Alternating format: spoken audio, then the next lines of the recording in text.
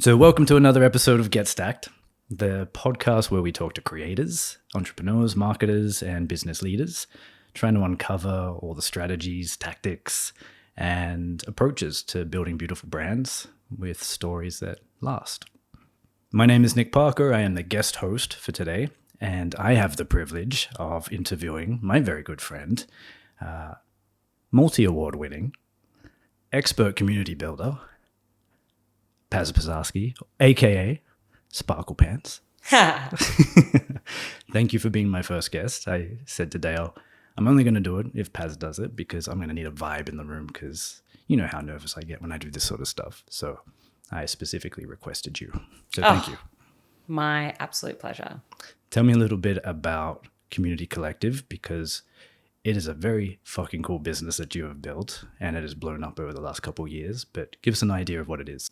Yeah, of course. And so I guess to talk about the Community Collective is a great start to talk about a story about how I ended up there. So I spent about 6 years in the community and startup space in Melbourne. So I was running accelerator programs and working in co-working and found myself as a community manager for multiple different brands. And I found that really confusing and lonely and really quite challenging in the fact that not a lot of people really understood what community management is as a professional job. And so during the pandemic, we actually ran a meetup for 17 community builders who were in the startup space, and it actually went viral. So we had hundreds of people signing up to this Airtable registration link, and myself and two co-founders, Melia Rayner and Jala Alex, who were working at Blackbird Ventures and Monash University at the time, we kept running this meetup on a Zoom account. We were borrowing Blackbird Ventures Zoom account. Thank you very much. And we ran these, really deep and meaningful catch-ups with community builders to just talk about how freaking hard this job is, how people don't understand. They think it's an evolution from marketing, which is debatable. And on one hand, we realized that we weren't just helping people in their job, but we were helping people feel less lonely. And so that's how the Community Collective started. And in 2022, I quit my job, registered the Community Collective as a company, and then I've been running it as a business for the last 2.5 years. And it's safe to say that we have over 14,500 people in our audience. There's 700 in the community. There's a team of 4 of us, and it's just the most coolest job in the world. And so what the hell is this business? I've really danced around that question, but the context is really important. And so today we help companies build a community strategy to basically provide more support for their customers, but also to grow their impact, their revenue, and then just the brand trust. I think we're in the age of information overload, overwhelm, people getting unsubscribed from lots of different emails and newsletters, and they feel bombarded in their life.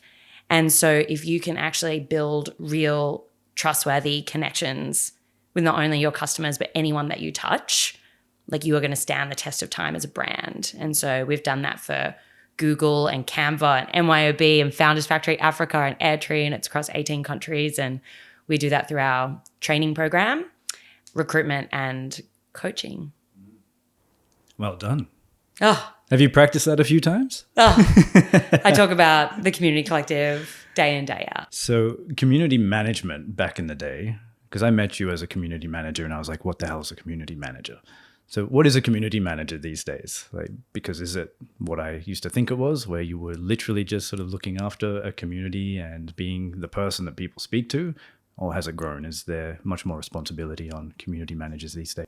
Yeah, great question. And fun fact, the first community manager I ever met was the community manager at Framework co-working space in Melbourne. And I remember he said, I'm a community manager. And I just thought, lame. What is that? And today I now realize what that job is. But at that time, I didn't understand it. And so a great example is to think about, well, what is a community and what is that in the context of a business? So first, let's just define community and then we can talk about what a community manager is. So a community is defined by a group of people who are connected by a shared purpose that support each other on a regular basis. So a lot of people think about community as my netball team or my neighborhood or my cooking class. But when you put community in a business, it has a lot of higher stakes, and the community exists, 1, to serve the members, but 2, to also generate an ROI, a return on investment, to the brand. So every company should have an audience. Not every company should have a community. So an audience is a group of people who consume a brand's content. It's a one-to-many communication style. They are subscribers, they're social media followers, they're website visits. They are people that you've had perhaps, deep connections with, but your audience can't really talk to each other. Your newsletter subscribers shouldn't be emailing each other. That's like a massive IP breach. So every company should have this audience to eventually turn into loyal customers, but not every company should have a community. We can talk about the frameworks about how to make that decision later, but thinking about a company that has a community. So, for example, I had coffee with Nick Shelton, who's the founder of Broadsheet, and I met him in Sydney, and we ended up being in Melbourne at the same time, and I just spoke to him. I was like, oh, wow, Broadsheet has built this incredible audience. And so if anyone doesn't know what Broadsheet is, it's basically a media publication that writes about all the hospitality and restaurants and music in the Australian industry.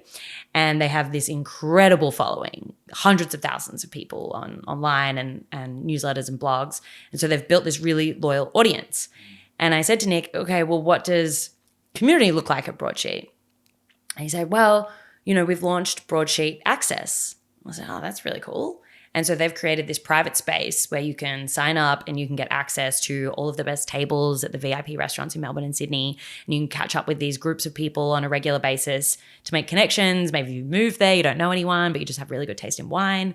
And so Broadsheet is an incredible company that has turned their audience into a loyal community and are providing more value, more impact, more trust, and then also another business model and revenue stream. So if Broadsheet hired a community manager, that role would basically be kind of like customer success. It's kind of glorified and more intentional. And so instead of being customer success of what do you need? Great. Here's how you solve that. Community manager goes, great. What do you need? How can I connect you with other people in the community to solve what you need? So it's a one-to-many style. And so a community manager at Broadsheet, if they had one, maybe they do, they would run all the events, they would welcome the members, they would curate all of the different content and basically connect people in this experience. So they're the vibe creator, kind of like a concierge at a hotel. It's the first person you meet, they recommend and triage you to everything else that you might need, but it's their job to make sure that you have a really great experience. But a community manager will do that by connecting you with other people. So let me just double click on the idea of customer success really quickly, because I think that's really important to the audience that'll be, into this particular subject. Because customer success is also a bit of a buzz at the moment. There's massive companies that I've been working with that are only just starting to have departments for customer success. How do you define it? What is customer success? Yeah, of course. So you look at customer success and every company will define that differently depending on what they are trying to achieve for their customers. So typically we think of a customer as someone who has paid money for a service or a product. And so if you have hired someone to be customer success or a customer success lead, then their role is to make sure that this customer is happy with that service or that product. So traditionally, for example, people at let's take Xero as an example. Xero is an accounting platform, send invoices, manage payroll, for example. Their customer success team, if I had an issue with Xero, which I don't because I love them, but if I did, I could email their customer success team and be like, I don't know how to set up this multifaceted invoice that recurs every month. And they would help me directly because they want to make sure that I am set up for success to use their product effectively.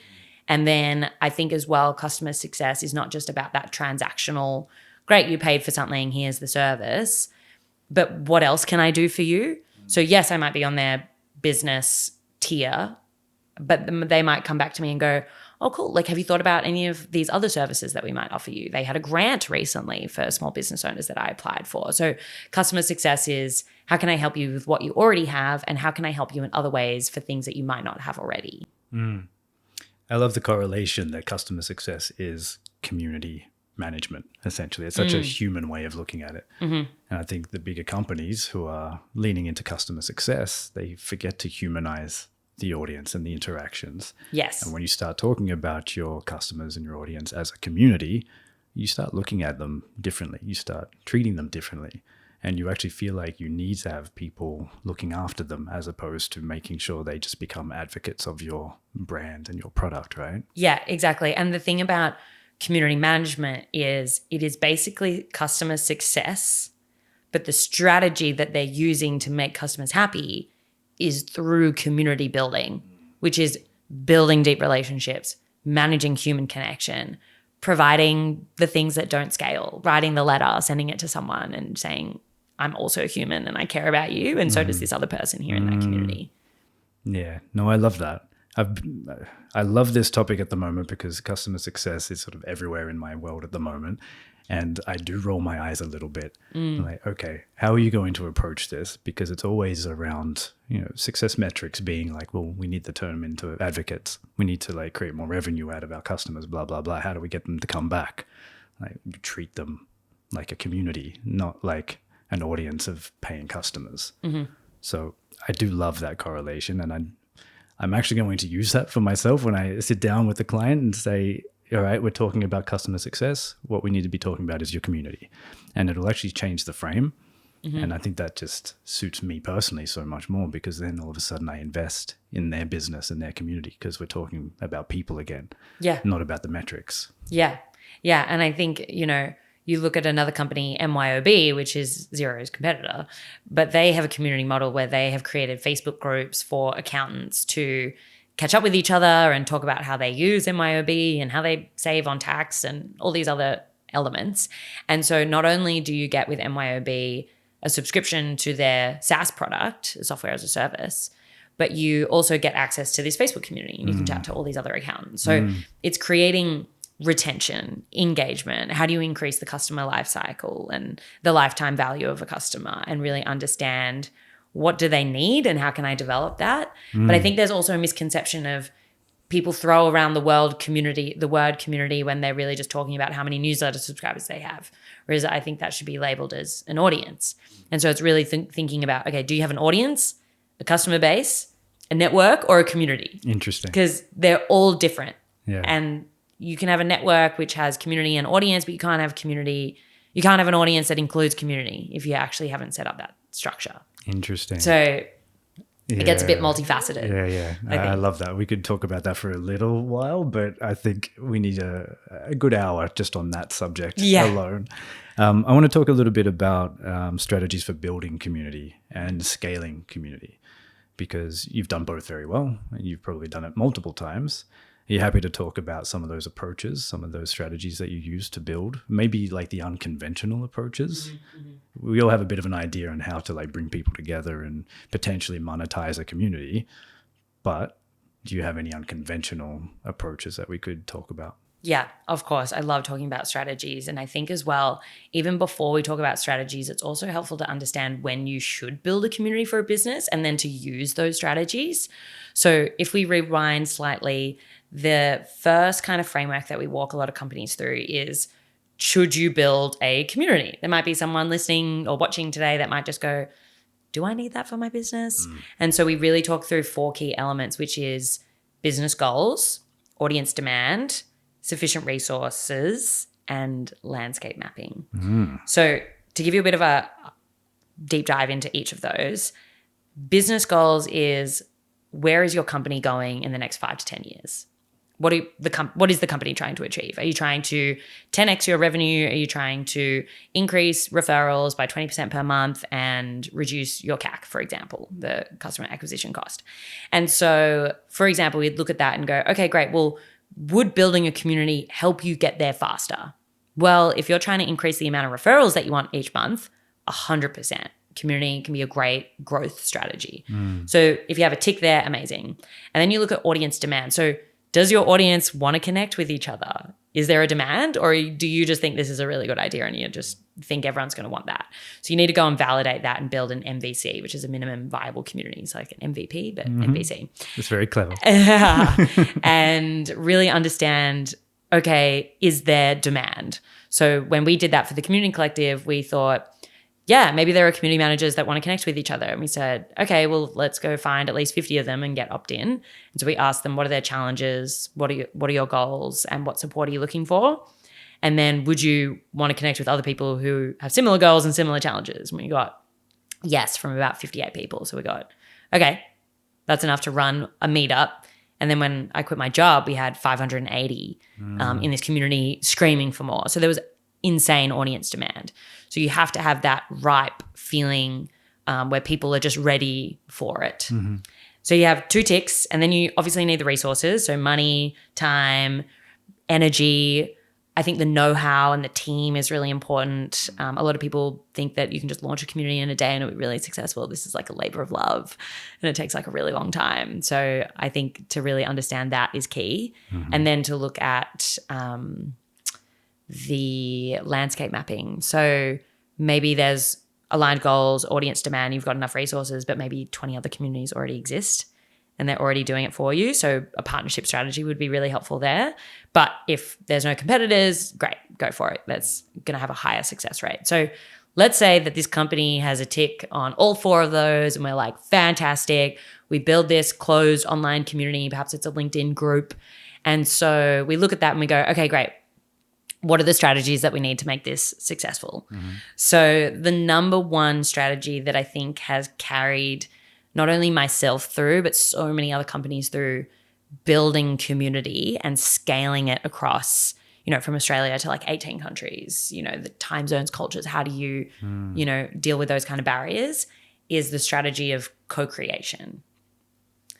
So co-creation says, hey, don't build community for people. It's a shocking way to build community. Build community with people. You have to build it with them. So how can you constantly get buy-in, ideas, feedback, enrollment? We interviewed Seth Godin in our most recent cohort, and he talks about this notion of enrollment. How do you get people aligned to the vision and the impact that you seek to make in the world? Well, enrollment says, I'm going to share with you where we're going, but you are now committed to that vision as well. So co-creation, for example, would look like, well, I think we should create this community as a LinkedIn group. But co-creation would go, well, I'm not going to make the decision because this community is not about me. The community collective is not about me. None of it is. But co-creation says, okay, well, I'm going to go vote. I'm going to go ask the 58 people that are interested, and I'm going, hey, do you use LinkedIn, or are you more on Slack? Or do you hate that and are you on WhatsApp or Telegram? And we put it to a vote. It's like a really good democracy, basically. And we get buy-in. And let's say everyone voted for the WhatsApp. I'd be like, okay, I'll create a WhatsApp group, and that's where the community lives. So you're constantly iterating. And so a really great way to build co-creation into your strategy is by building ambassadors. Mm-hmm. So I think I see a lot of people go wrong where they go, okay, I've got this active community, but 50% are not active. 40% are like kind of active. And then this 10% basically probably post in the community and are just obsessed with what you're doing. Mm-hmm. A lot of community managers would go, okay, well, I got to focus on how to get the 50% active. Mm-hmm. Really bad strategy. You're going to be it's really exhausting that way. Whereas look at the green light and how do you turn green into emerald? Like how do you turn that 10% into 20%? So you engage your 10% of the most active members, the people who are posting on the WhatsApp group every day, and you go, hey, I'd love to like co-organize some extra events, or what would you like to contribute to this community? And then build them into leaders to then run the community with you. And then you get the 10% to re-engage the 40% to then build up that 50%. And then eventually you have like a really strong emerald, sparkling, engaged group. So I think, that's like the number one strategy that I look at and learned so much, even from our time at RMIT. I built an ambassador program there for the Startup Network. We've had ambassadors at the Community Collective for over 2.5 years. They've generated over $45,000 in revenue just through referrals, and so many different ideas that have just changed the trajectory of our company, but I think has made it stand the test of time. So I want to talk about ambassadors a little bit more and connect it to the word enrollment. Yeah. Because what I heard there was investment, but you use enrollment as like this really active term. Is enrollment more of an active engagement from people who are invested or could be invested? I think they're interchangeable, but what enrollment says is I'm not just here because I believe in where you're going. Yeah. I'm here and I'm going to play a part into getting us there. Okay, so let's dive into that because that's gold. How do you get someone to think like that? Yeah. So when we started the Community Collective as a PTY Ltd company in Melbourne 2022. Look at you all grown up. I saved $2,000 and bootstrapped the company and paid for an accountant to register it and basically bought a website. And we spent 3 months building a paid product that would serve our members based on 3 months of interviews, and we worked with learning designers, and we ended up launching a paid product. And the Community Collective became profitable in 3 months, and we had 37 go through our first program, and to date we've had over 280. That would not have happened without ambassadors being not only invested in our vision, but enrolled in playing a part into that. So let's answer your question by unpacking what happened there. So when we basically said to our free meetup community, hey, I'm going to quit my job and I'm going to register this as a company so we can serve you on a deeper basis. And I'm going to be really vulnerable in saying that I don't know what I'm doing. I'm going to work it out as I go along, but I'm really dedicated in trying my best. And that vulnerability to, publicly, I just posted that on LinkedIn. And that vulnerability, I think, one, dropped the guard of a lot of other people and then allowed other people to go, hey, I know a little bit about that. Do you want some help? And I'm not saying that you need to post on LinkedIn that you have no idea what you're doing. That's not the point at all. I'm saying that sharing where you're going and that you don't have it figured out can actually be beneficial of other people going, okay, great, I want to help. And so we had a lot of people who were saying, well, do you need help running events? Or I love this notion of community building. You're in Australia, but I want this in New Zealand. And I said, oh, that's really interesting that you want this in New Zealand. Well, I could have said to that person, okay, great, just wait. We'll get there. But instead I asked them, okay, do you want to help us grow in New Zealand? So how to get people enrolled is 1, share the vision, 2, ask the right questions, and then 3, notice the people who are already your biggest advocates. There are going to be people who are already a little bit obsessed. They reply to your first newsletter. They like everything on Instagram. They reshare your stories, and they always send you a note saying, hey, this was really helpful. So notice those people, and then, where it comes into activating that network is saying, okay, great, well, how can I ask them a question that might help them activate that enrollment of, okay, do you want to help me build out the Community Collective in New Zealand? This person, Paulie Souza, who runs MUV Talks over in Auckland, she said, yeah, let's do it. I said, okay, what should we do? I've never been to New Zealand. I've never been to Auckland. So what do you think? She said, well, I reckon we start with some real growth grassroots meetups and go from there. I said, okay, amazing. And we just co-ran all of these events together, and she eventually ran a meetup, I think, for 180 people in New Zealand. People brought their dogs and their kids, and she got a banner made for the Community Collective and sent us all photos. I wasn't even there, and you just go, what? So you have no idea actually how much people want to contribute. But I'll wrap here, but the crux of this is, what is that person trying to achieve in their life? And how can you use what you've built as a platform to get them there faster? So I noticed a lot of people saying that they wanted to help. And I thought, okay, well, instead of having random people all around, I said, great, we'll build an ambassador program. You got to apply. We catch up every fortnight for half an hour, and you tell me what your goals are, and I'll tell you opportunities that you can get involved in at the Community Collective to make that happen. So someone said, great, I want to improve in public speaking. I was like, amazing. I'll put you on stages at all of our events across Melbourne and Sydney. They're like, amazing. So now they're an ambassador of the Community Collective, and I'm helping them train in public speaking and facilitation. So you think of writers, people want to get better at copywriting and they're terrified of publishing. Okay, great. Well, come and write 5 blogs a week, and I'll edit all of your work, and I'll give you feedback, and we'll grow you into that thought leader that you want to be. So it has to be a 2-way value exchange. A lot of people go, this sounds like volunteer exploitation, but building a free ambassador training program where you train people for free is not exploitation. That's a very strong value that you can give. 100%.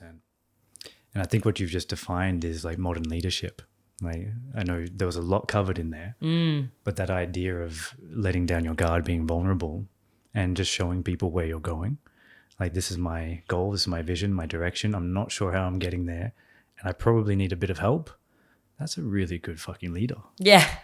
Seriously. Yeah. Because then you co-create, like you said, co-create that vision. And people do want to follow someone who is brave enough to pave the way. And that's essentially what you're doing, right? Mm-hmm. And when people look at you and like ask you how much your ambassador is getting paid, you know, you say nothing, right? But you know that they're getting like way more worth and value than like $50 an hour for their work. Mm-hmm. You know, you're putting them on stage, you're like giving them the attention they need to grow as, you know, thought leaders, professionals in their own sort of career. Like, that's worth its weight in gold. So what you've just defined is modern leadership, in my opinion. So kudos to you. Congratulations. Whilst we're still on this subject, because this is becoming a bit of a masterclass for me, to be honest, because I'm about to relaunch Framework. And Framework is essentially kind of where we met. That was maybe your first experience of a community manager, as you mentioned. But once I lost the space, the physical space, and tried to go online, it became too much. And I let it collect dust. And I feel very shameful for like letting down my community. But I've just recently sort of created space in my world to go all in on Framework and build that community. Amazing. Which is exciting and terrifying. And I'm learning a lot with, you know, the vulnerability and letting people know that this is what's happening and the help that I'm going to require. What would you say to someone who's trying to reinvigorate a community that was alive once?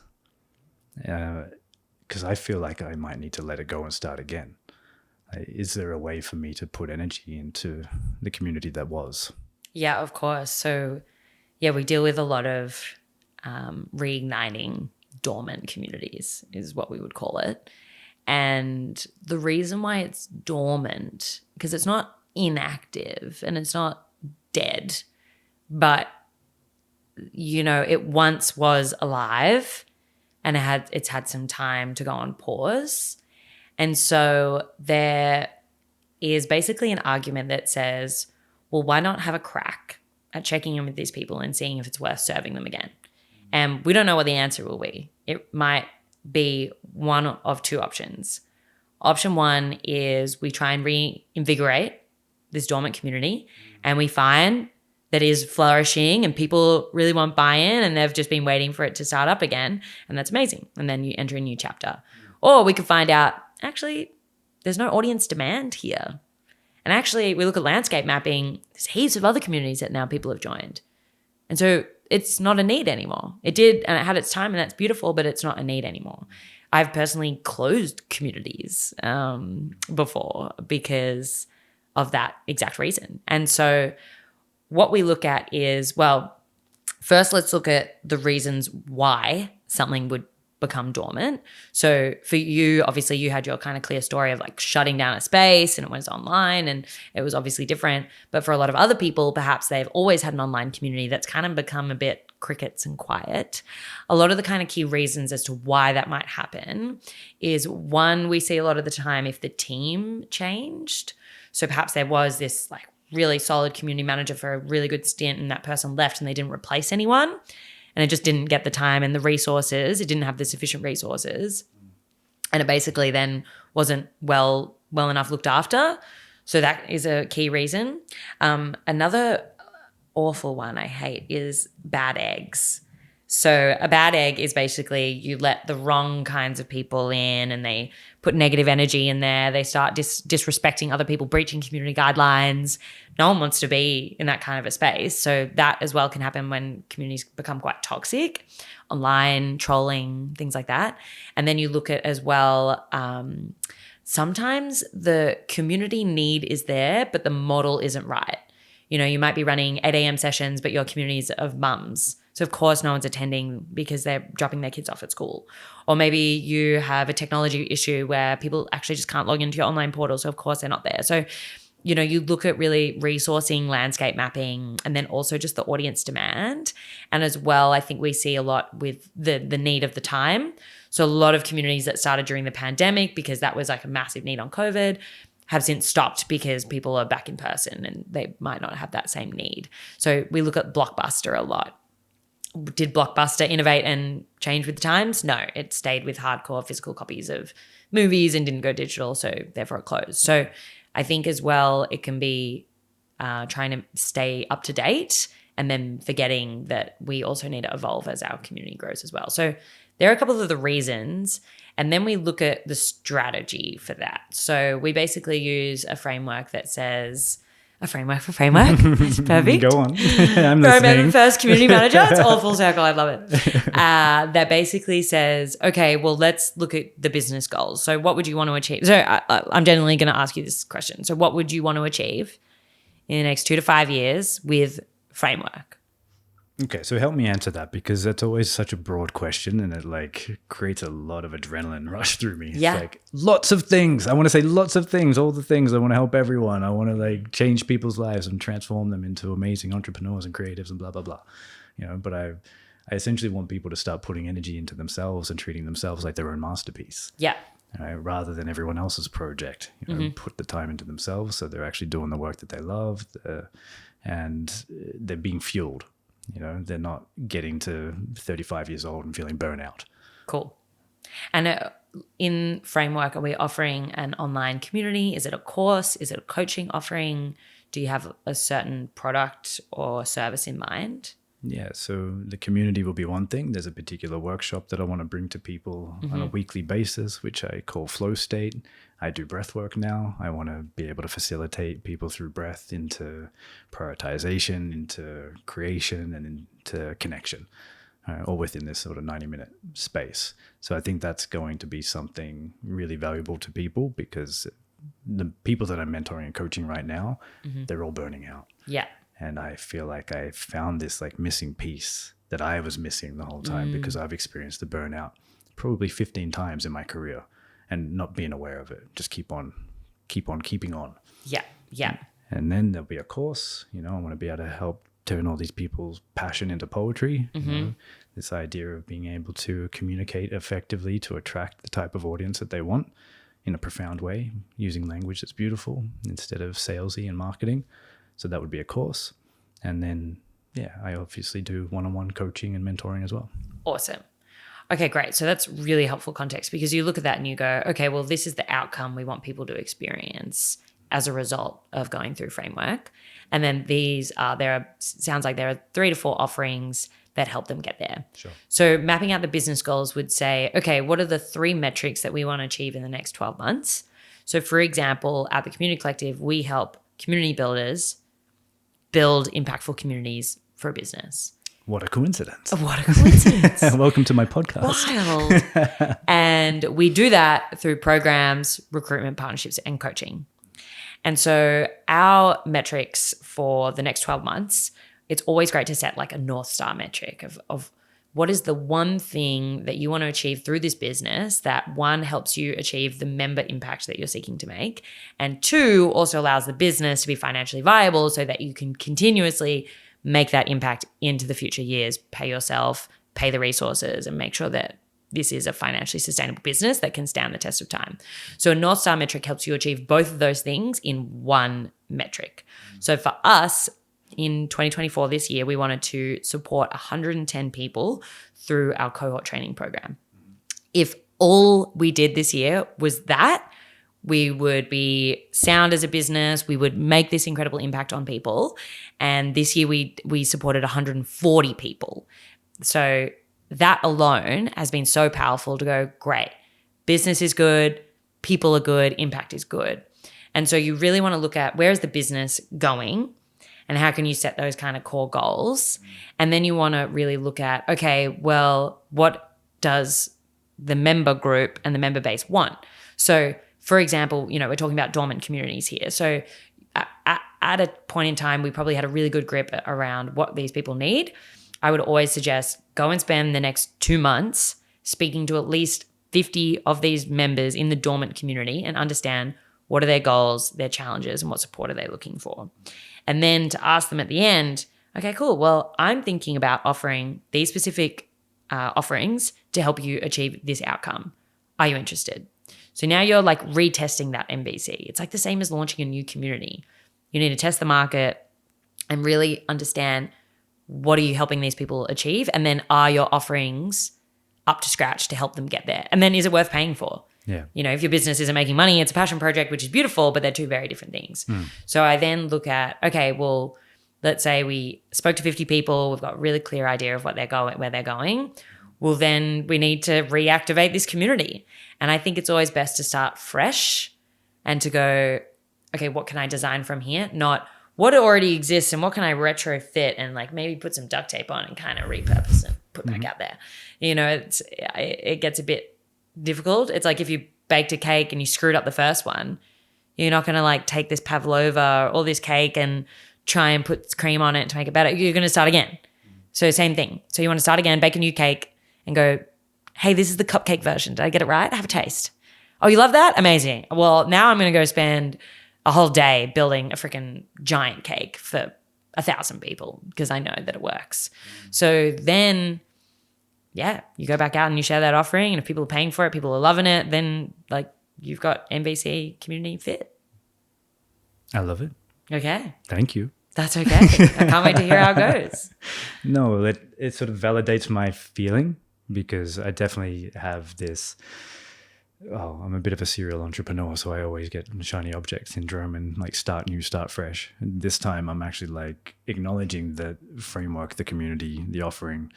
It was actually quite a beautiful thing that just wasn't quite right at the right time. So I'm actually very excited to like rejuvenate the community with a really fresh new approach. Amazing. You know, new content, new skills, you know, actually being able to reflect on everything I do offer and the people around me, what they offer. I love the idea of the ambassador program. I have so many talented humans around me that would just love to be able to be involved and have impact.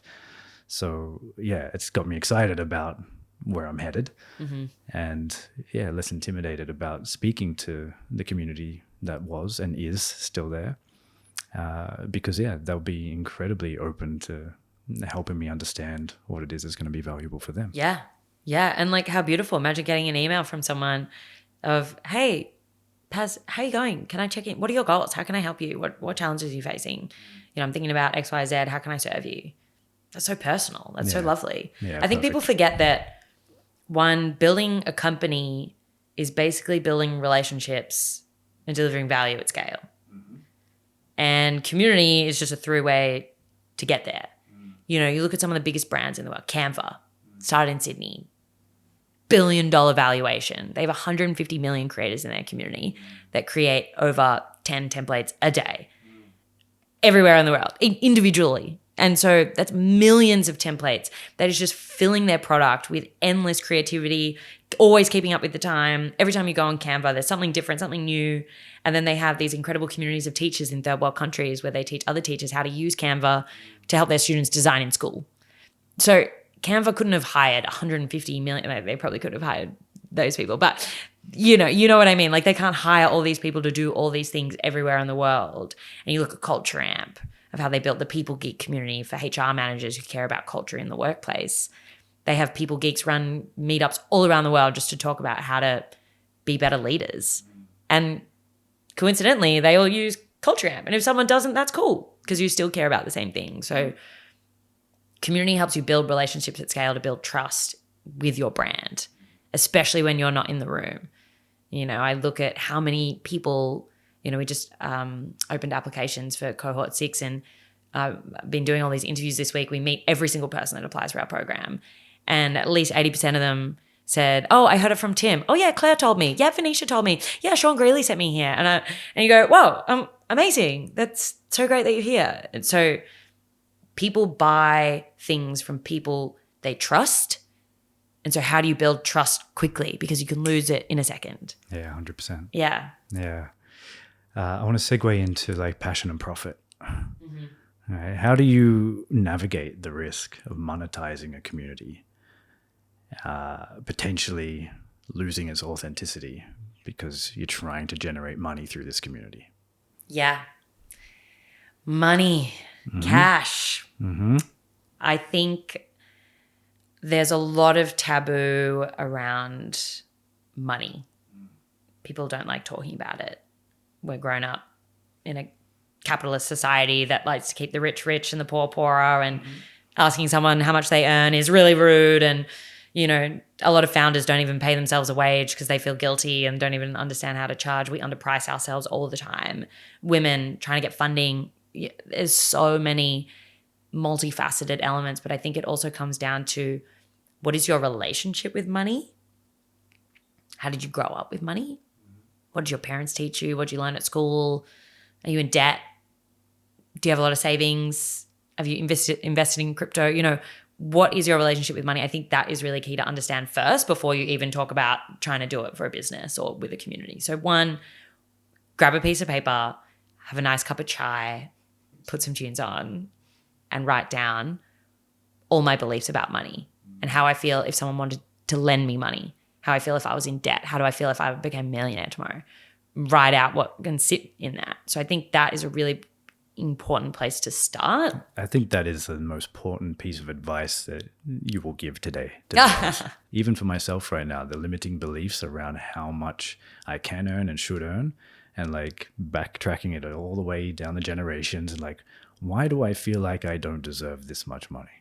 Like, what the fuck is that about? So it's such an important thing to do for yourself, because if you go and try to build a business and you don't feel like you're allowed to earn a certain amount of money, that business is going to fail.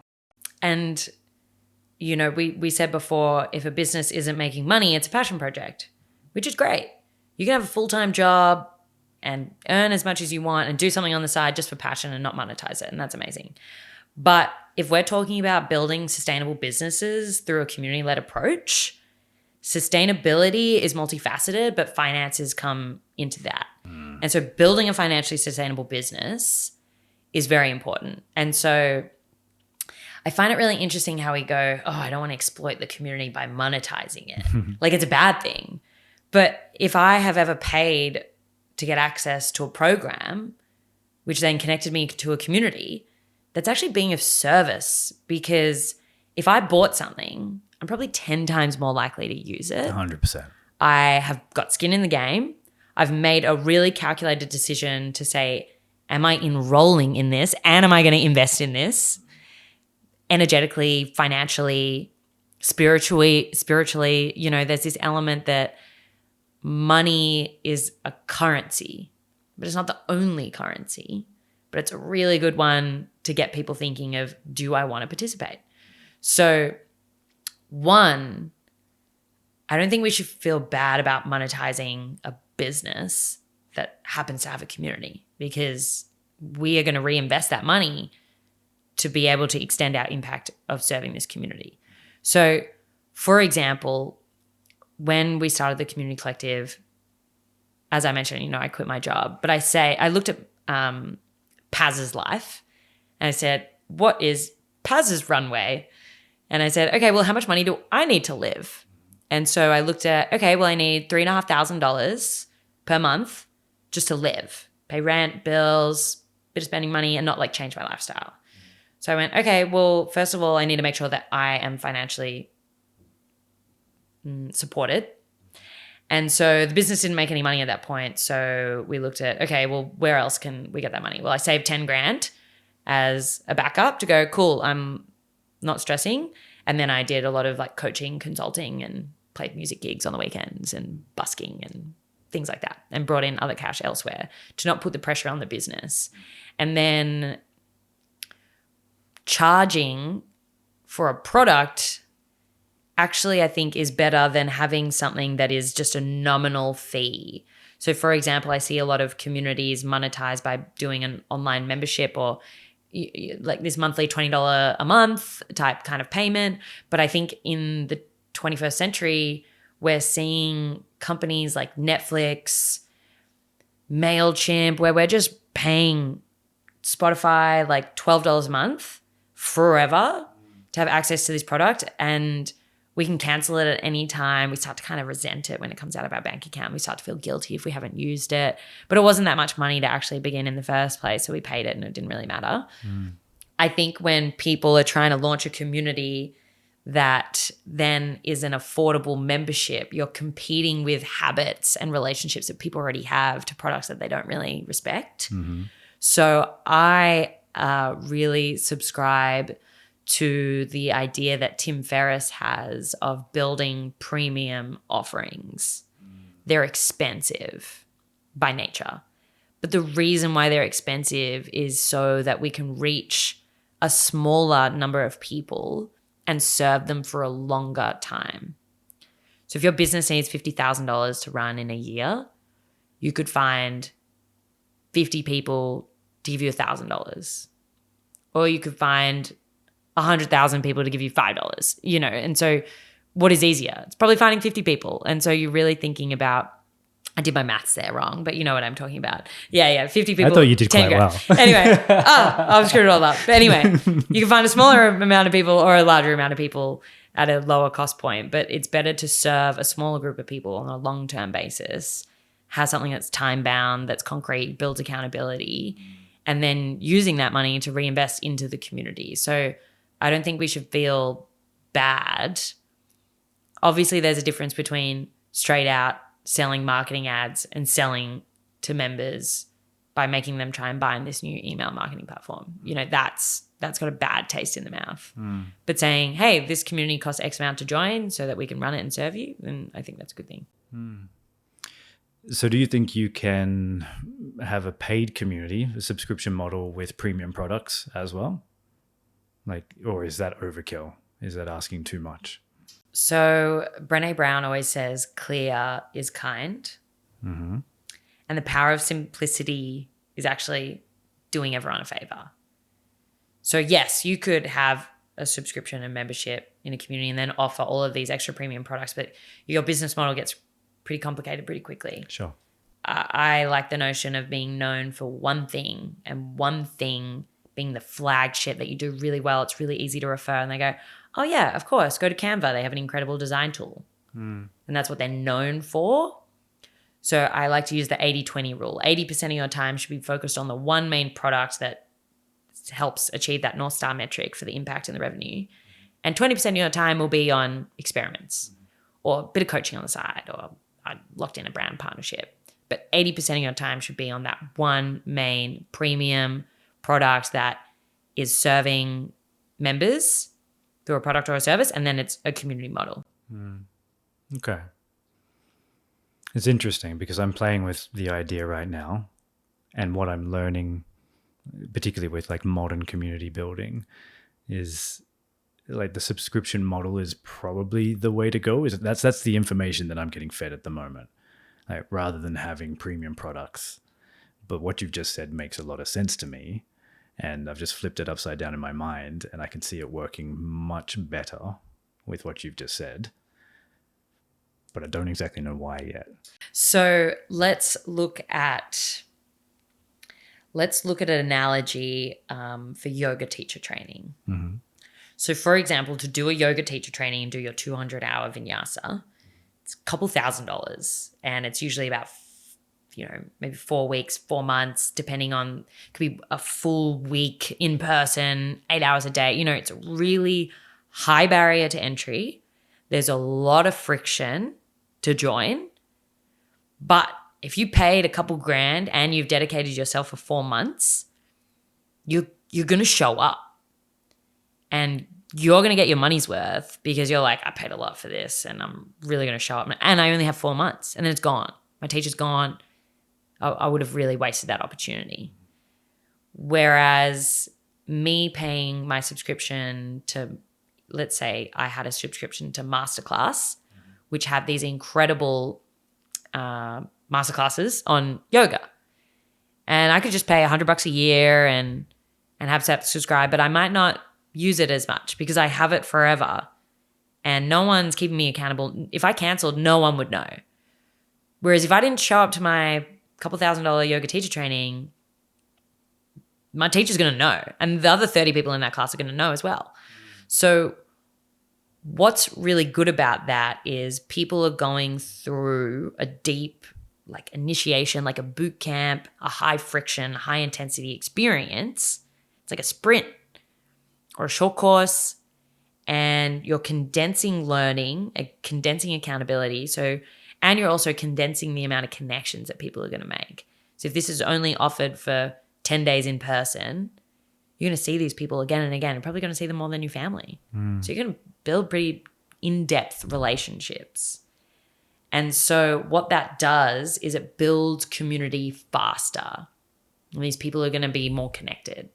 And then what's a really great model is, even I finished a yoga teacher training in Melbourne, and they said to us afterwards, well, you can pay this X fee just to stay connected online and on the course. And there's this Facebook group that you can all join if you want. And that could be a more affordable price point. But all of us have paid a couple grand to go through this big experience. But then why does it make the nominal fee so much more effective is because now, well, it's so cheap that it's a no-brainer. But I've also just spent all this time upfront, condensed, building relationships. So now I know these people. So now I'm going to actually engage more. Whereas you look at the reverse. Let's say if it's low barrier to entry, low friction, I can just sign up online. I don't even meet anyone. I just pay for the $40 membership online. And then maybe I meet one person, but I could just easily leave. There's no accountability. It's actually kind of annoying coming out of my bank account every month. I might just cancel it. And so, and I might have access for a longer amount of time because it's just a monthly subscription. So then if all these people are on this 12-month subscription, they're all spread out. So those connections aren't going to happen because they're not condensed. So I like the idea of building a high touch, intense experience that everyone goes through. So it's initiation, and then you can offer things on the end. That makes a lot of sense. It's essentially if you want to have impact, build something that changes their life. Let them into something that is actually going to transform them. Yeah. And then on the end of that, they'll be so invested, so enrolled that they'll become engaged in the community, which you could offer, for a fee, I presume. Is that a bad idea? You can offer for a fee. That's a great idea. Yeah, you're getting enrollment once again of going, hey, you want to be here? Great. Show it. Okay, cool. Passion versus profit. I think a lot of people build communities from this place of passion, and they start feeling very guilty to put a price tag on it because they're trying to help people that they really care about. How do you overcome that mindset? What can we tell them to overcome that? Yeah, it's a really good question. One, I think it's really important if someone's built a community out of passion and service and they feel bad about monetizing. Well, I would question, one, what is the vision of that community? And then what is the vision that this person has? Do they not really care about making money and it doesn't need money to run? That's fine. No worries. Don't monetize it. That's completely fine. But I think if the vision for this community is to scale it globally, we want to hire a team. Actually, the dream of this human is for this to be their full-time job. Then you're going to need sufficient resources to build a financially sustainable business and a community that stands the test of time. And so you look at, okay, well, realistically, look at how much money does it cost to have the impacts that you want to make? How much is it going to cost to run this business in this community? And so I think a lot of people ask the wrong question especially when pricing. They go, how much is this worth? Awful question. You can put a dollar amount. We're probably going to undersell it. Maybe we'll overprice it and then no one buys it. But I think a better question is, what is the value someone is going to generate as a result of this experience? I could look at a company and say, okay, well, if we asked, what is this product worth? We might go, well, it costs this much to build this and I've got to pay this. And yeah, of course, you've got to cover your costs. That's very smart. But I don't think it's a very good way to price because, for example, let's say that you run a sales consulting business. You might go, well, an hour of my time might be $400. But that might be how much it's worth. But the value that someone might gain from that 1 hour with you to help them with sales might go help this person sell a $5,000 contract. So actually your time is probably worth like $2,000 because you just helped that person generate $3,000 of profit. So think about the impact that your experience is going to make, and then how much is that worth? So for example, people who go through our program, we help them build a community strategy, select their tech stack, build engagement strategies, build out the metrics, meet other people so they actually are stay connected after the 8 weeks. And at the end, I had this alumni come up to me and they said, oh, wow, I gained value in the first 3 days before this program even started, and it's paid for my fee. I said, what?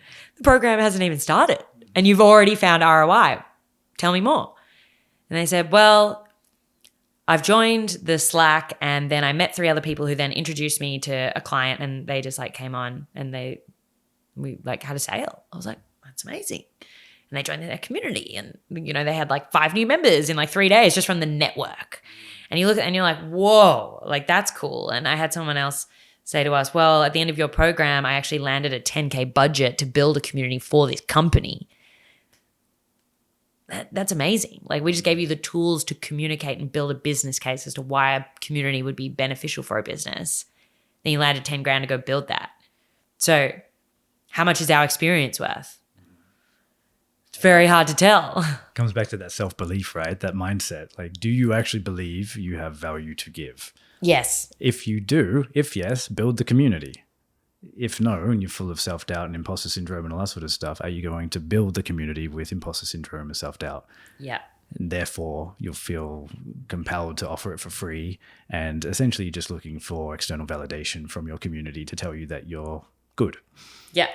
And then it's too late because they already have access to you for free and you've just cooked yourself.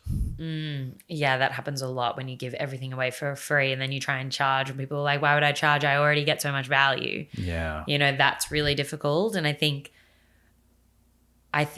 that a pricing strategy that has helped me as well is because, generally speaking, we're predisposed to undervalue and price lower than it's actually worth.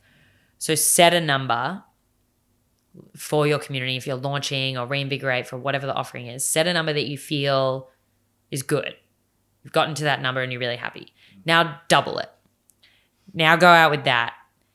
And of course, if someone goes, okay, wow, this doesn't feel right, obviously, you got to look at market value. You're not going to charge like ridiculous amounts, but you really think about, okay, well, if you're feeling really skeptical and anxious about charging, if anyone goes, okay, I actually can't afford this, and you really want to value this customer and you can always offer a discount.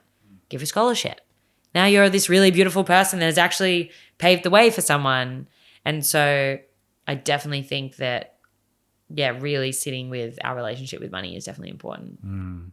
It sounds very familiar to a conversation you and I had fairly recently.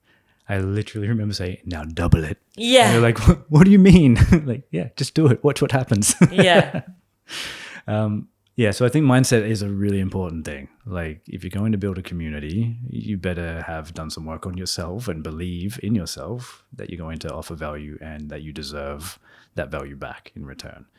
That's something that, I find myself continuously trying to help people understand, because they're all such do-gooders, and they go in and they're like, they don't have any money. Like, do they not? Like people that are trying to build communities around diet and health and that sort of thing. And they're so sick of them eating junk food all the time because they're like killing themselves and disease and all that sort of stuff. And they're like, yeah, but they don't have any money. I'm like, they do. They're actually spending it on hurting themselves. Like, your job is to transfer that thinking into like spending it on, putting good stuff into themselves. But for some reason, they're like so stuck on this idea that they can't afford it and they have to do good. It's almost like this people-pleasing sort of energy that they're putting into their community. And they attract all these people that just expect something for free. Now, I might be talking to myself here. But I think that mindset work that you keep on talking about is incredibly important. Get into it for the right reasons. And don't start until you believe in yourself. And don't start until you believe that it is valuable and you're going to profit from it, because you need that energy in return to keep on building value for your customers. That was a great summary. Thank you. We'll start wrapping up pretty soon. But what role does content marketing play in building a community? Yeah, well, I think that a lot of people believe that community evolved from marketing. And I think that there's a lot that marketing can learn from community building, and community building can learn from marketing. And if marketing says, well, our goal here is to share our products and service with our target audience, and then we have multiple different channels to do that, community can be one of those channels. And I look at community as a great way to build referrals. You know, you can build this incredible flywheel effect, which basically is, let's say that one customer had a really great experience because of this community, so they then went and referred another person. Now you have 100 customers having this great, and then you build this flywheel effect. Community can also build a death loop, which we don't want. And so a death loop says, oh, wow, I've had this awful experience in this community. I'm going to go tell someone about it. Oh, multiple more people had awful experiences. Now they tell multiple people, and you just have this leaky bucket where you put people into an experience and they filter out. So you really want to make sure that if marketing is your end game, consider community building as a tactic, but also consider the fact that it might take more time and you don't want to screw it up, I would say. And then content, community is so ripe for so much content. In our last program, we had 71 articles submitted and written by members to be posted and shared across our channels. That is just incredible content. We had members interviewing other members about their communities to share those stories. And then the member would share the article about that member, and then they would post it about that article. And so I really like to think about content, not just how is this content effective for your brand, but how does this content create connection around your brand? So for example, I could post something on our social media channels from the Community Collective that is like an update. It's funny because social media is called social media, not static media. A lot of people, I think, use social media as like an announcements board or a newspaper where they just go, I'm telling you this thing, bye. Whereas community approach to content says, I'm going to tell you this thing, and then I'm going to ask you a question, and then I want to connect you with someone else, and we're all going to have a discussion about this thing, and it happens to be on our platform. So a really great thing to do is, how do you create content that connects people that is fueled by community? Well, one member interviewing another member and then writing their story and then sharing it across our channels. When we share that content, we go, thank you so much, Mariam, for writing this article about Sarah. And Mariam and Sarah are catching up in the comments saying, oh, that was so beautiful, I'm so glad. And someone else goes, oh, I didn't know Sarah did that. Oh, that's so nice. Sarah, have you met this person? You know, and we put prompts in social media posts of who should this person connect with?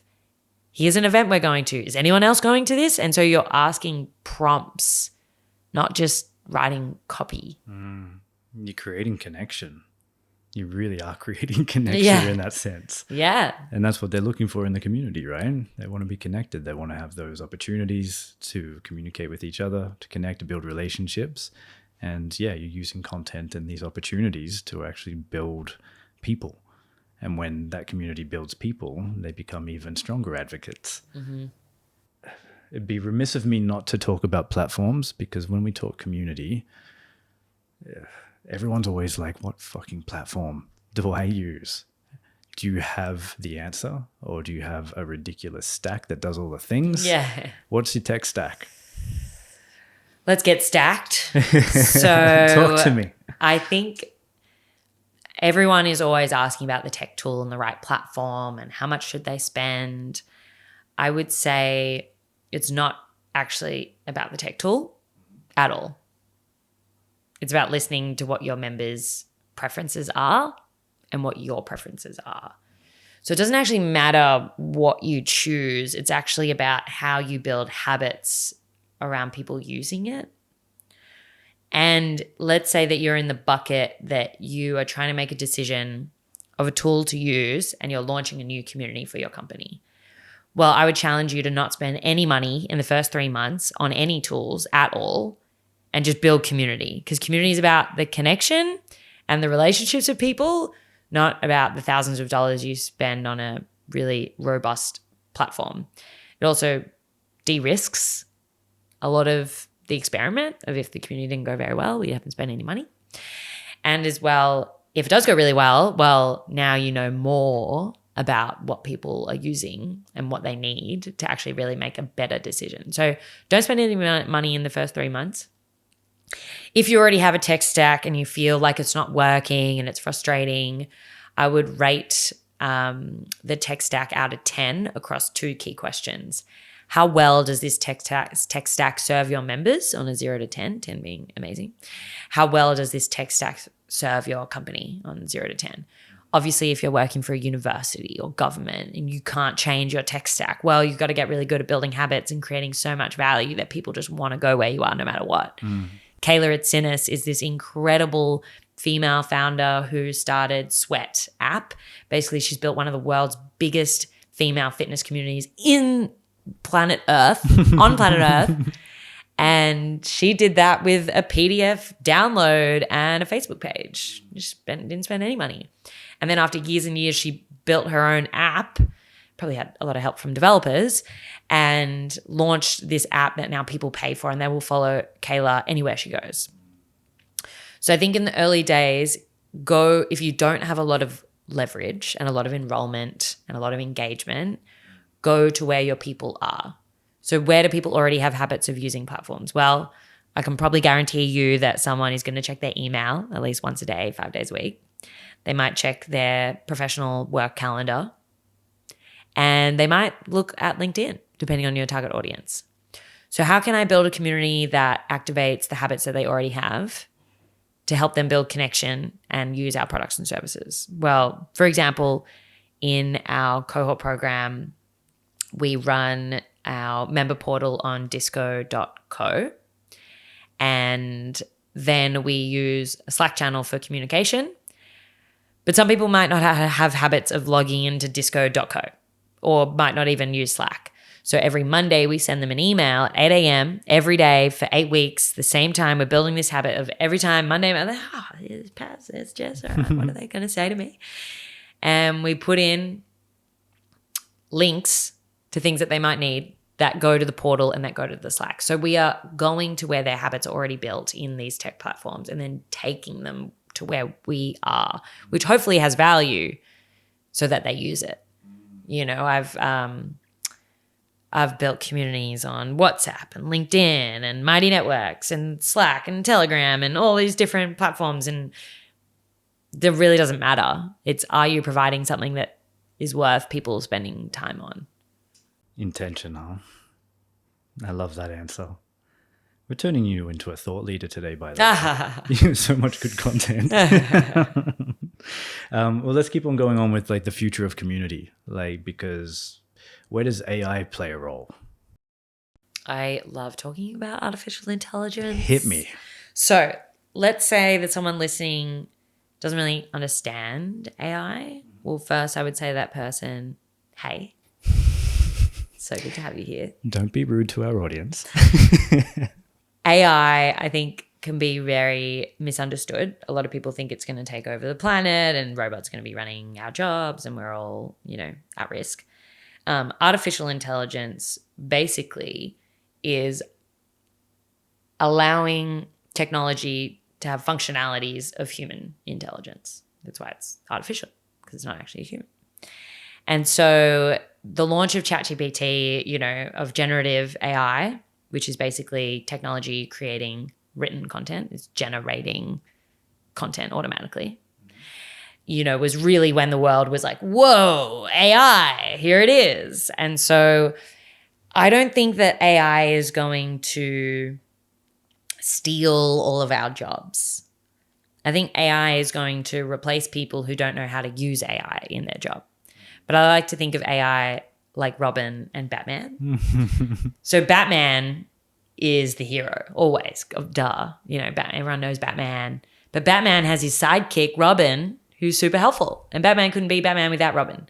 So you, in this situation, are Batman, and you will always be Batman. But you need to make sure that you have a sidekick, which can be AI, to help you be the best superhero that you can be. And so using AI as a tool for good can be very helpful. And we did a lot of interviews. We basically, every year we do this research report with Australian community managers, and we interview hundreds of people in the startup space who are building communities professionally. And we ask them about what's it like, what tools are you using, how do you use AI, what's your salary, what are your budgets, and it's all anonymous. And we publish this report every year, year on year, to basically understand what's happening in this industry in Australia and in New Zealand. And this report just came out last month, and the insights were so fascinating. We asked everyone, how often are you using AI? And the majority of people were using AI regularly. Only a small percentage of people were not using AI.